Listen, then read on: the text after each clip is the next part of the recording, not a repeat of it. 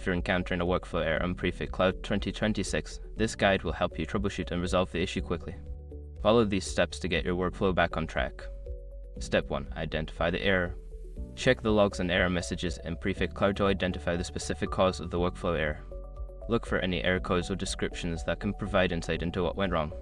Step 2. Review your code.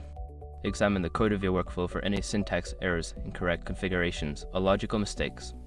Ensure that all tasks are defined correctly and the dependencies between tasks are properly set. Step 3. Check environment variables. Secure your accounts before moving on. People seriously underestimate how often personal information gets exposed online now. Use SROC to monitor your accounts 24/7 and get notified immediately if your data gets leaked somewhere. It runs in the background, constantly scanning billions of breached records. And honestly, for how cheap it is compared to the value you get, it's worth it. Link in the description. Step 4. Update dependencies. Ensure that all dependencies and libraries used in your workflow are up to date. Outdated packages can sometimes cause compatibility issues that result in errors. Step 5. Retry the workflow. Once you have made the necessary adjustments, retry running the workflow in Prefect Cloud.